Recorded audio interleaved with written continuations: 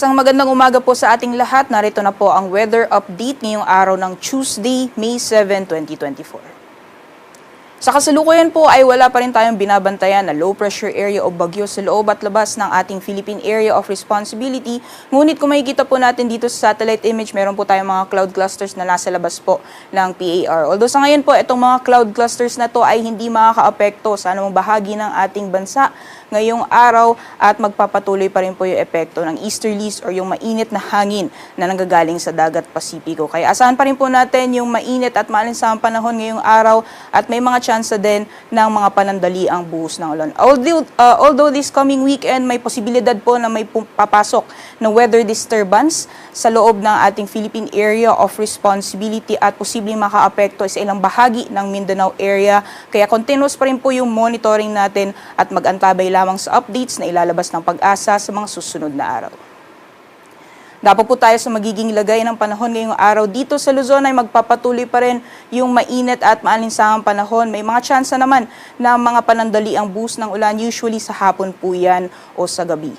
Asahan din po natin magpapatuloy pa rin yung matataas na mga maximum temperatures, lalong-lalo na dito sa Tuguegarao na posibleng umabot ng 39 degrees Celsius maximum temperatures at 36 degrees Celsius naman para sa Metro Manila. Agwat naman ang temperatura para sa Lawag, maglalaro mula 26 to 34 degrees Celsius, 18 to 27 para sa Baguio City. Sa Tagaytay naman ay maglalaro mula 24 to 32 degrees Celsius at 25 to 33 degrees Celsius naman para sa Legazpi City. Ngayong araw sa nalalabing bahagi ng ating bansa, gayon din makakaranas pa rin po tayo ng generally fair weather conditions or bahagyang maulap hanggang sa maulap na kalangitan na may mga tsansa na mga panandali ang buhos ng ulan lalong-lalo na sa hapon o sa gabi. Temperature forecast naman ngayong araw, mataas pa rin yung maximum temperatures na mararanasan sa Kalayaan Islands na aabot ng 35 degrees Celsius. Samantalang 34 degrees Celsius maximum temperatures naman ang posibleng maranasan ngayong araw para sa Puerto Princesa at Iloilo. 33 degrees Celsius maximum temperatures naman posibleng maranasan sa Cebu, Tacloban, Patanaran sa Cagayan de Ora at 34 degrees Celsius para naman sa Zamboanga at Davao City.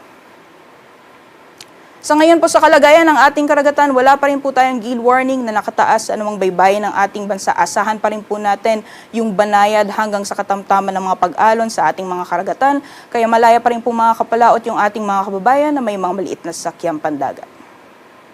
At sa magiging lagay naman po ng panahon sa malaking bahagi po ng ating bansa hanggang sa darating na Biyernes ay asahan pa rin po natin magpapatuloy yung mainit na panahon lalong-lalo na dito sa Luzon area. May mga tsansa lamang po ng mga panandali ang buhos ng ulan dulot ng mga localized thunderstorms.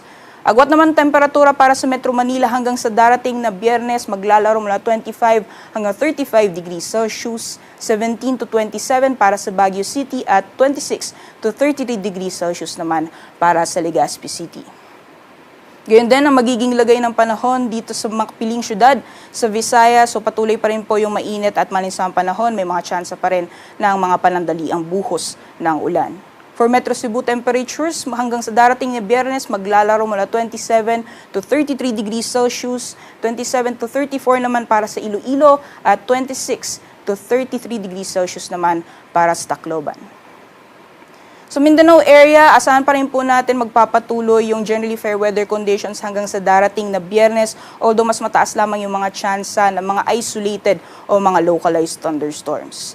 For Metro Davao temperatures, hanggang sa darating na Biyernes, asahan po natin maglalaro mula 25 to 34 degrees Celsius, 25 to 33 naman para sa Cagayan de Oro at 24 to 34 degrees Celsius para naman sa Zamboanga. Kaya patuloy po yung paalala natin sa ating mga kabayan dahil patuloy pa rin pong mararanasan yung mainit at malinsahang panahon sa malaking bahagi ng ating bansa.